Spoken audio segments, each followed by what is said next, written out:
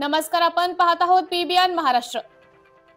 काल दिनांक 16 जुलै बुधवार रोजी पहाटे 6:30 वाजेच्या सुमारास चाळीसगाव शहर पोलिसांनी नवजीवन सुपर शॉपी समोर हिरापूर रोड येथे विमल गुटख्याची वाहतूक करणाऱ्या वाहनासह 7 लाखांचा विमल गुटखा जप्त करत मोठी कारवाई केली।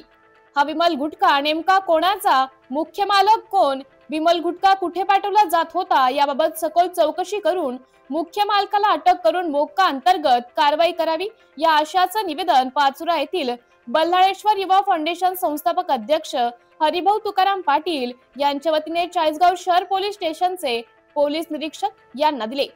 तर बघूया हरिभाऊ पाटील काय म्हणाले ते। अध्यक्ष पाचोरा काल दिनांक 16 जुलै रोजी 2025 रोजी चाळीसगाव शहर पोलीस स्टेशनच्या हद्दीत किमान 10 लाखाचा गुटखा जप्त करण्यात आलेला आहे। त्याच्यावर कारवाई करण्यात आलेली, त्याच्यात 2 आरोपींना अटक करण्यात आलेली आहे। तर माझं असं म्हणणं आहे की वारंवार चाळीसगाव पोलीस स्टेशन मध्ये मागील काही काळात 2 कंटेनर भरून गुटखा जप्त करण्याची कारवाई झाली। तसेच काल रोजी देखील 10 लाखाचा गुटखा जप्त करण्याची कारवाई केली। त्या अनुषंगाने माझा असं चाळीसगाव पोलीस स्टेशन साहेबांना एक विनंती आहे की सतत तो गाडी चालक तो 10 लाखाचा गुटखा आणतोय, नेतो कुठे, कोणासाठी आणला, कोणाच्या घरी खाली करणारे याची त्याची पीसीआर न्यायालयाकडून पीसीआर घ्यायचा, त्याची चौकशी करायची, त्याच्या मोबाईलवर कोणाकोणाचे सीडीआरचे संभाषण झालेले याची चौकशी करावी।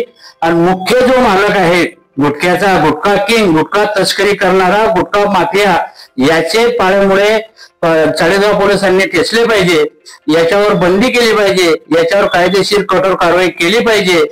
याच्यामुळे जर पोलिसांनी कडक कारवाई केली तर पुढील काळात गुटखा तस्करी पाचोरा तालुक्यात, चाळीसगाव तालुक्यात, जळगाव जिल्ह्यात होणार नाही।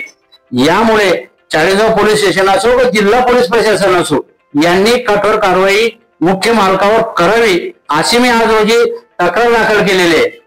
ते मी आज चाळीसगाव पोलीस स्टेशनला जाऊन पोलीस निरीक्षक साहेबांची प्रत्यक्ष भेट घेतली। त्यांना माझी तक्रार मी सर्व मुद्देसूद याच्यामध्ये लिहिले। तुम्ही या प्रकरणाची कुठेही कोणाच्या दबाव येऊन कारवाई करू नये, मुख्य मालकाला सोडण्यात येऊ नये असे माझ्या तक्रारीमध्ये नमूद केलेले आहे।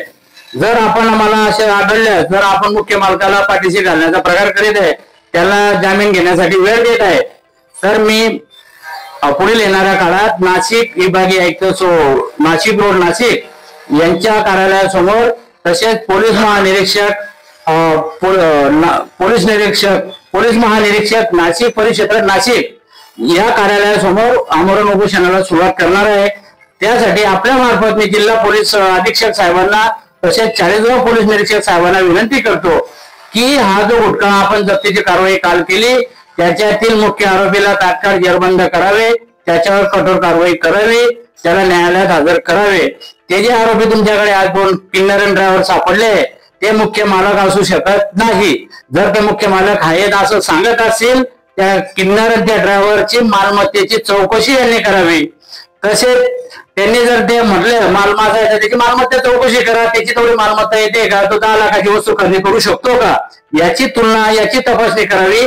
त्यानंतर जे सत्यता बाहेर येईल आणि त्या ड्रायव्हर किन्नरची पीसीआर न्यायालयाकडून मागणी करावी, वाढीव पीसीआरची मागणी करावी आणि त्यामध्ये मुख्य मालक कसं बाहेर येईल यासाठी पोलिसांनी प्रयत्न करावे आणि प्रयत्न करून मुख्य मालकाला जेरबंद करून तात्काळ कठोर कारवाई करावी ही आपल्या मार्फत जिल्हा पोलीस प्रशासनाला विनंती करतो। तसेच विमल गुटखा तस्करी करणाऱ्या मुख्य मालकावर मोक्का अंतर्गत कारवाईची देखील मागणी केलेली आहे।